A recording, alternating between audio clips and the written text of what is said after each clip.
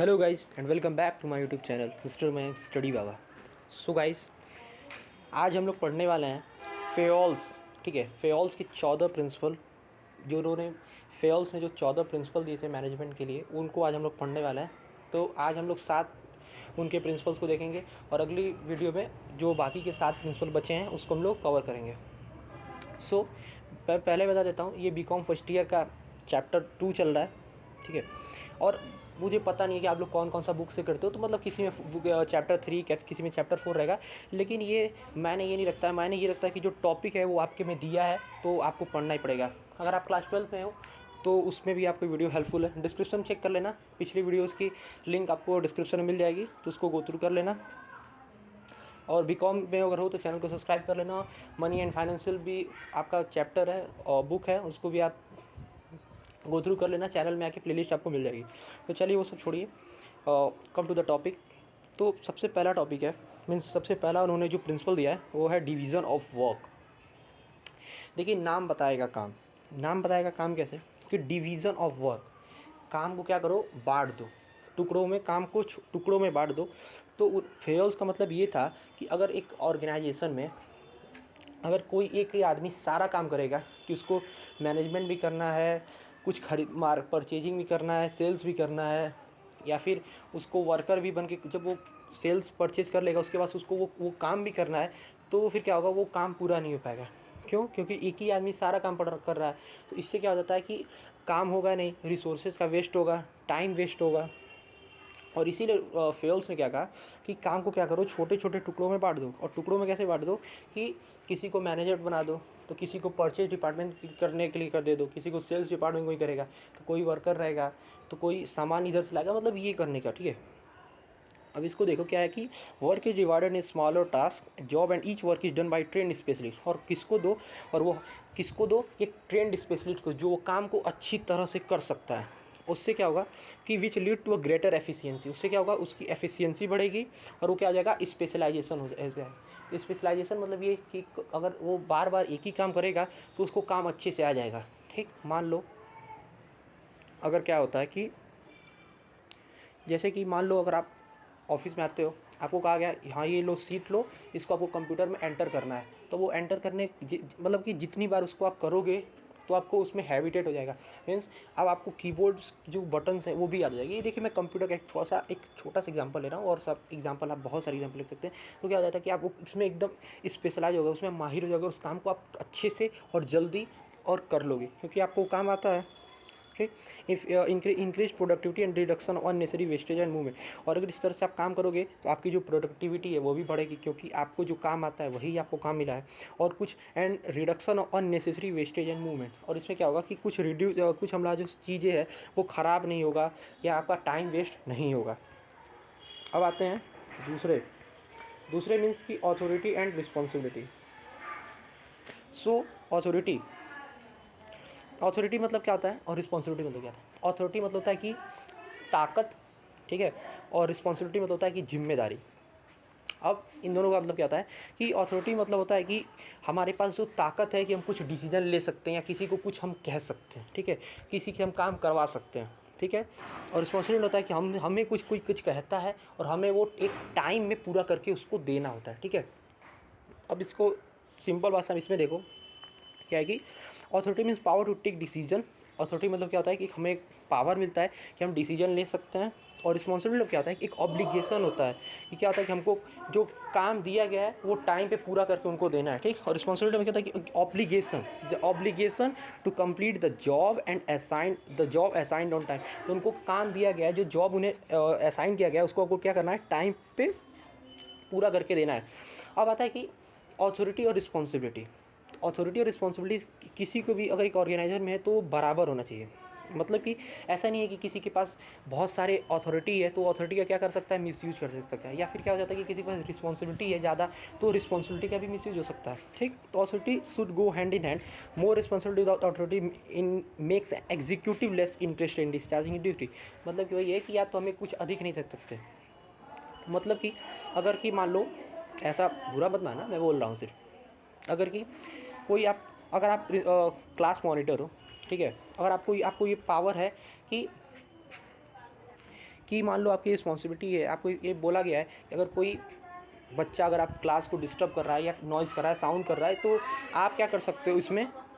तो क्या होता है कि बस सर आपको ये रिस्पॉन्सिबिलिटी दिया गया है कि सिर्फ आप क्लास को देख सकते हो, लेकिन आपको अथॉरिटी है ही नहीं कि आप अगर कुछ स्ट्रिक्ट वारंट ले सकते हो या फिर आप जाके प्रिंसिपल से कंप्लेन कर सकते हो। ये इस तरह की चीज़ होगी अथॉरिटी और रिस्पॉन्सिबिलिटी। अब आता है कि डिसिप्लिन। तो डिसिप्लिन क्या होता है, अब आते हैं हम लोग डिसिप्लिन। तो डिसिप्लिन क्या होता है, डिसिप्लिन देखो सब लोग जानता है, छोटे से छोटा बच्चा भी जानता है कि डिसिप्लिन क्या होता है। डिसिप्लिन मतलब होता है कि वो जो रूल जो रेगुलेशन होते हैं, जो क्या करना पड़ता है, सबको फॉलो करना पड़ता है कि इस तरह से रहना है, उस तरह से रहना है, आपको टाइमली ऑर्गेनाइजेशन में आना है, काम इस तरह से काम करना है, किसी को ये नहीं बोलना है, इस तरह की चीज़ें। मतलब कि देख लो कि ओबीडियंस होता है, ऑर्गेनाइजेशनल रूल होता है, जो किसके लिए हम लोग बनाते हैं, सबऑर्डिनेट्स के लिए, जो वर्कर्स के लिए जो बनाते हैं। और discipline requires good supervisor at all level, clear and fair agreement and judicious application of penalties.